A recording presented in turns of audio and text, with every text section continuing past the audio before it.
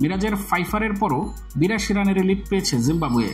সিলেটের ব্যাটিং সহায়ক উইকেটেও গতকাল অসহায় আত্মসমর্পণ করেছিলেন বাংলাদেশের ব্যাটাররা।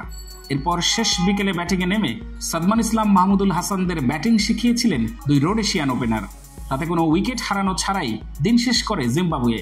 তবে আজ দিনের শুরুতেই বাংলাদেশি পেসারদের তোপের মুখে পড়ে তারা। পাশাপাশি স্পিনাররাও ভালো বোলিং করেছেন, বিশেষ করে মেহেদী হাসান মিরাজ। এই ডানহাতি অফ স্পিনারের ফাইফারে জিম্বাবুয়েকে 273 রানে থামাতে পেরেছে বাংলাদেশ। সিলেট টেস্টে নিজেদের প্রথম ইনিংসে 80 ওভার 2 বলে সবকটি উইকেট হারিয়ে 273 রান করেছে জিম্বাবুয়ে। এর আগে বাংলাদেশ নিজেদের প্রথম ইনিংসে করেছিল 191 রান। ফলে প্রথম ইনিংস শেষে 82 রানে এগিয়ে আছে রোডেশিয়ানরা।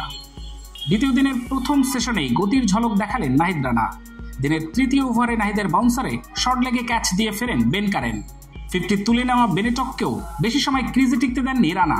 বেনেটককে বাধ্য করেছিলেন স্কোয়ার কাট করার জন্য, আর সেটা ব্যাটের কানায় লেগে ক্যাচ গেল জাকের আলীর কাছে। খানিক বাদে উইকেটের মিছিলে যোগ দেন হাসান মাহমুদ। দারুণ এক ইনসুইং ডেলিভারিতে বোল্ড করেন ওয়েলসকে। দ্বিতীয় দিনের প্রথম সেশনে 4 উইকেট হারিয়ে কিছুটা চাপে পড়ে গিয়েছিল জিম্বাবুয়ে।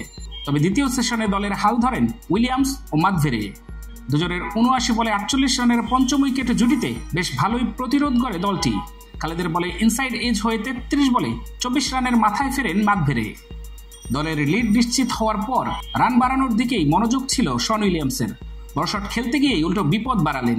মেহেদী হাসান মিরাজের বলে লং অফ দিয়ে বাউন্ডারি হাঁকাতে চেয়েছিলেন উইলিয়ামস, ঠিকঠাক ব্যাটে সংযোগ ঘটাতে পারলেন না। দারুণ ক্যাচ তালুবন্দি করেন মাহমুদুল হাসান জয়।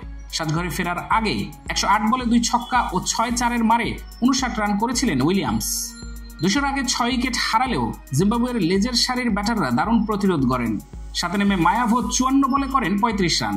9 নেমে এনগারাভা করেন অপরাজিত 28 রান। তাকে যোগ্য সঙ্গ দিলেন 17 রান করা ব্লেজিং মুজরাবানি। তাতে বড় লিড পেয়েছে সফরকারীরা। বাংলাদেশের হয়ে দুর্দান্ত বোলিং করেছেন মেহেদী হাসান মিরাজ। এই অফ স্পিনার একাই শিকার করেছেন 5 উইকেট। এছাড়া 3 উইকেট পেয়েছেন তরুণ পেসার নাহিদ রানা। একটি করে উইকেট নিয়েছেন বাকি 2 পেসার খালেদ আহমেদ ও হাসান মাহমুদ।